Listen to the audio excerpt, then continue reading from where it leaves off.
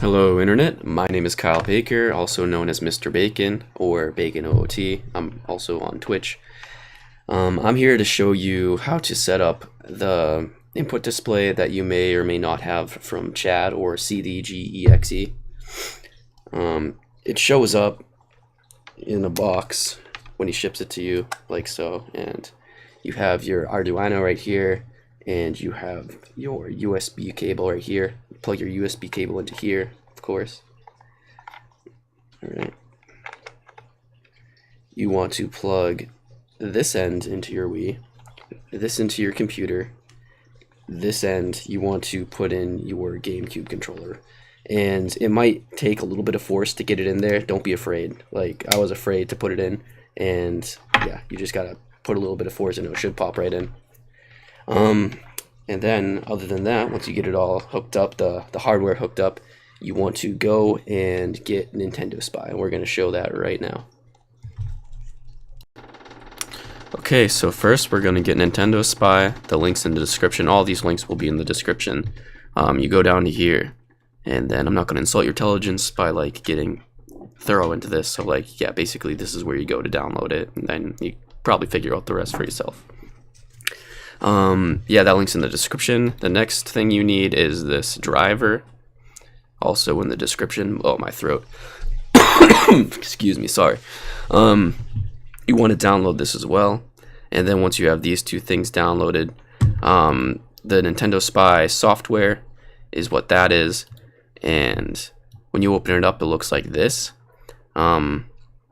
Before we get, let me just talk to you about the COM ports. So you need to pick the correct COM port, and how you know that is if this is plugged in, your Arduino is plugged in correctly, and you open up the device manager, which if you have Windows 10 you can go down here, type in device manager, and that'll open up your device manager. You need to go to the ports, and then you see how it has that USB serial CH340. That's the driver that we needed. See how it says COM4? We need to select COM4 instead of COM1 or it won't work. So that's just how you figure out the COM ports. And if it doesn't show up, it doesn't have a COM port like for that USB thing, you might have faulty hardware, because that's what it was at first when I got my first hardware. But I got another one, and then it showed up correctly, and I was able to successfully get my input display working. So I thought I'd mention that. And yep, so this is a GameCube controller source, glossy.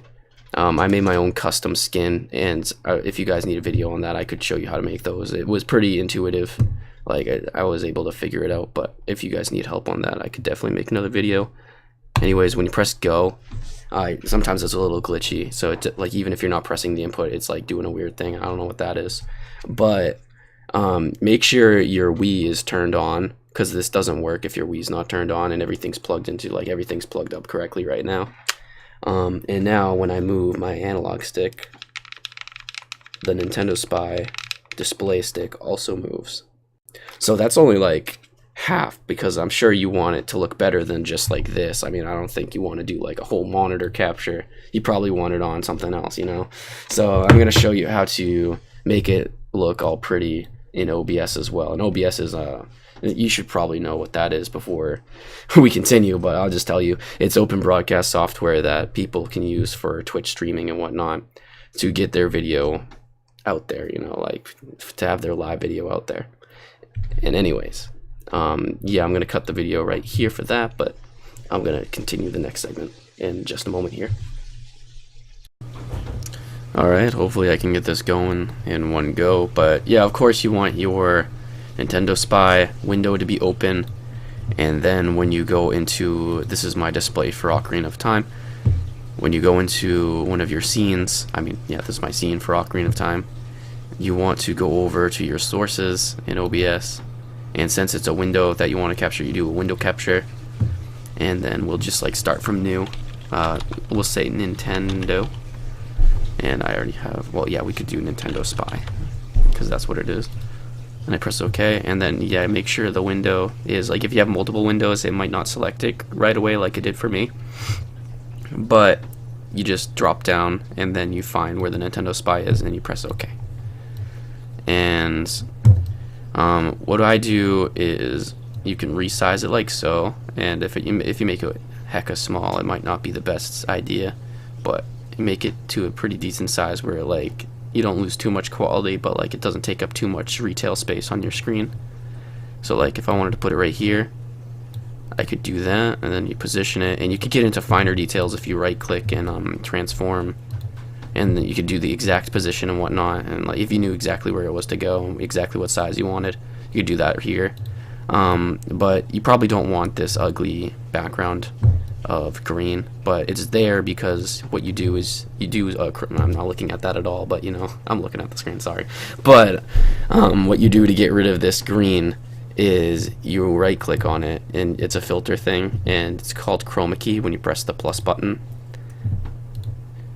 Okay, and so mine's selected on green already, but if it wasn't, I believe there's a custom select a color, and then where is it, pick screen color, and then you could just pick it from the window itself that has the green color, or if you know the exact color, you can just like, you know, write it in however you're going to get that exact color, and then you just mess with the settings until it looks good. Like sometimes it might start off on like something like this, and like you can still see how there's green in there, but if you mess with the similarity, the smoothness and the spill reduction, you could get it to a point where it looks pretty good. Like, see, you can't even really see the green too much, and especially if you like downsize it, like you're downscaling, and it's not going to be that big, you won't even see it at all really.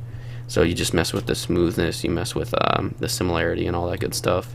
I would probably mess with these first two, but if it's still not working, maybe mess around with the color spill reduction as well. But once you get that to a good area, you can see that on your actual display it looks pretty okay. Like, I mean, I would probably, in my other, how it actually looks for me is a little bit better than that, because I was a little bit more anal. So that's how you get rid of the color in the background. But let me show you my actual one. Where is it? I need to enable it, because let's see, it should be titled input display, and then I always have to because it's always a new window when you open it up, so I always have to like go back into my source and then go into the properties and explicitly say that this is what we're viewing, and then press OK. And this, was it not set up for this one? Maybe it was this scene. Oh, here we go. I didn't set it up for OOT yet, I'm sorry. But for Mario, this is exactly the input display, and yeah, you're gonna have to like go in, I think, every time and explicitly say, maybe it'll work for you better, but I have to do that, I believe. And so there it is right there, my custom input display. If you guys need help with that, let me know. I might make a video on that, I don't know. But you can see the A button press, B button, everything's working good, except for, you know, the little glitchiness, which I have no idea how to fix that, if you even can. But for the most part, we got everything working pretty nicely. So yeah, if you have any like technical questions, I would definitely hit up Chad or CDGEXE. I'll put his link in the description. But hopefully this just gets you off the ground and up and running pretty quick if everything goes well. So, and you could also hit me up too. I might know, but I'm not sure. So definitely check out Chad and such. But yeah, thanks for watching the video. Hope I helped somebody. Richard Sage, shout outs to you, man. This was mostly prompted by you, so I love you, bro. Stay frosty. Get that world record. Peace.